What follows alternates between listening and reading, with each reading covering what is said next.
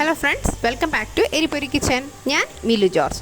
ഇന്ന് നമ്മൾ വന്നിരിക്കുന്നത് നല്ല ക്രിസ്പി ആയിട്ടുള്ള ഫ്രഞ്ച് ഫ്രൈസ് എങ്ങനെയാണ് തയ്യാറാക്കുന്നതെന്നാണ് കാണിക്കുന്നത്. ഈ ഒരു ഫ്രഞ്ച് ഫ്രൈസ് ഞാൻ തയ്യാറാക്കിയിട്ടുള്ളത് നമ്മുടെ KFC ചിക്കൻ്റെ കൂടെ കൊടുക്കാൻ വേണ്ടിയിട്ടായിരുന്നു. അപ്പോൾ അതിൻ്റെ വീഡിയോയുടെ ലിങ്ക് ഞാൻ ഡിസ്ക്രിപ്ഷൻ ബോക്സിലും അതേപോലെ ഐകാർട്ടിലും കൊടുത്തേക്കാം. നിങ്ങൾ കണ്ടു നോക്കുക. ഈ ഒരു വീഡിയോയിൽ ഞാൻ ക്രിസ്പി ആയിട്ടുള്ള പൊട്ടറ്റോ ഫ്രൈസ് എങ്ങനെയാണ് നന്നായി തയ്യാറാക്കി എടുക്കുന്നതെന്ന് പറയുന്നുണ്ട്. അപ്പോൾ സ്കിപ്പ് ചെയ്യാതെ നിങ്ങൾ കണ്ടാൽ മാത്രമേ എല്ലാ ടിപ്സും ട്രിക്സും ഒക്കെ കിട്ടുള്ളൂ. അപ്പോൾ നമുക്ക് എങ്ങനെയാണ് ഇത് ചെയ്യുന്നതെന്ന് നോക്കാം. അതിനായിട്ട് ഞാനിവിടെ എടുത്തിരിക്കുന്നത് ഒരു 4 പൊട്ടറ്റോയാണ്. വലിയ പൊട്ടറ്റോയാണ് എടുത്തിരിക്കുന്നത്. അത് ഇതേപോലെ കട്ട് ചെയ്തെടുത്തിട്ടുണ്ട്. ഇനി വെള്ളം തിളപ്പിക്കാൻ വെച്ചിട്ടുണ്ട്. വെള്ളം തിളച്ച് വരുന്ന സമയത്ത് നമ്മൾ ഈ കട്ട് ചെയ്ത് വെച്ചിരിക്കുന്ന പൊട്ടറ്റോസ് എല്ലാം ഇതിലേക്ക് ഇട്ട് കൊടുക്കുക. ഏകദേശം ഒരു 3 മിനിറ്റ് ഇതേപോലെ നല്ല തിളച്ച വെള്ളത്തിലിട്ടതിന് ശേഷം നമുക്കിങ്ങനെ കോരി മാറ്റിയെടുക്കാം. അപ്പോൾ ഇതൊട്ടും വെന്ത് പോയിട്ടില്ല. നമ്മളൊരു 3 മിനിറ്റ് ഇട്ടിട്ടുള്ളൂ കേട്ടോ.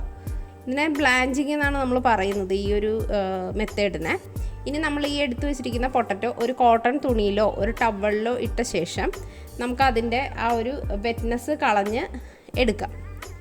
അപ്പോൾ ഇതിലുള്ള ഒരു വെറ്റ്നെസ് പോകാൻ വേണ്ടിയിട്ട് ആണ് ഇതേപോലെ എടുക്കുന്നത്. ടിഷ്യൂ പേപ്പറോ കോട്ടൺ തുണിയോ എന്ത് വേണമെന്നുണ്ടെങ്കിലും നമുക്ക് യൂസ് ചെയ്യാം.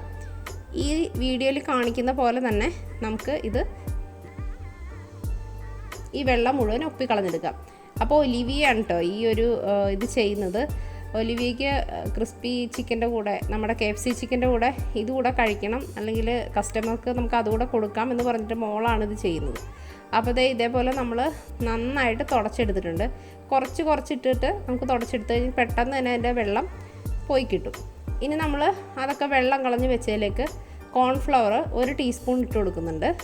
അധികം ചേർക്കണ്ട, 1 ടീസ്പൂണൊക്കെ മതി ഇത്രയും ഒരളവിലേക്ക്.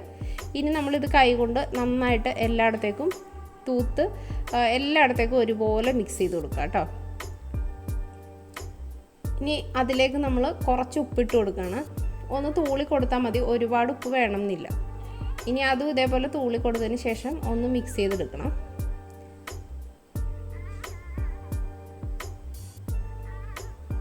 ഇപ്പോൾ ശരിക്കും ഉപ്പൊക്കെ നന്നായിട്ട് പിടിച്ചിട്ടുണ്ട്. ഇനി തിളച്ച എണ്ണയിലേക്ക് ഞാനിത് ഇട്ട് കൊടുത്തിട്ടുണ്ട്. ഇനി ഉള്ള ഈ ഒരു സ്റ്റെപ്പ് വളരെ പ്രധാനപ്പെട്ട ഒരു സ്റ്റെപ്പാണ് കേട്ടോ. നമ്മുടെ ഈ ഒരു പൊട്ടറ്റോ ഫ്രൈ ആയി നല്ല ക്രിസ്പി ആയി കിട്ടാൻ വേണ്ടിയിട്ട് ഉള്ള സ്റ്റെപ്പാണ്. അപ്പോൾ അത് നമ്മൾ ഇട്ടിട്ട് ഇതേപോലെ ഒന്ന് കളറൊന്ന് മാറി വന്നപ്പോൾ നമ്മളത് കോരി എടുത്തിട്ടുണ്ട്. ഇതുപോലെ നമ്മളുടെ കയ്യിലുള്ള മുഴുവൻ പൊട്ടറ്റോയും ഇതുപോലെ നമുക്ക് പൊരിച്ചെടുക്കാം. അപ്പോൾ ഇത് ഫസ്റ്റ് സ്റ്റെപ്പാണ് പൊരിക്കലിൻ്റെ.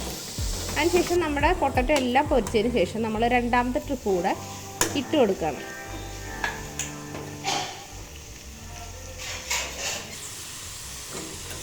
അപ്പോൾ ഇത് കുറച്ച് ടൈം എടുത്തിട്ട് നന്നായിട്ട് പൊരിച്ചെടുക്കണം കേട്ടോ.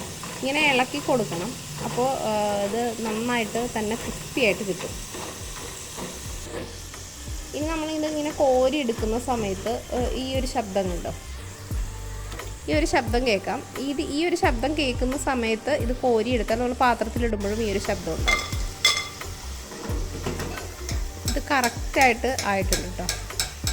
ഇത് ഇരുന്ന് കഴിയുമ്പോൾ കുറച്ച് കഴിയുമ്പോൾ കളർ മാറും. ഇത് കണ്ടോ, നല്ല ക്രിസ്പിയാണ് ഈ ഒരു ഇത്.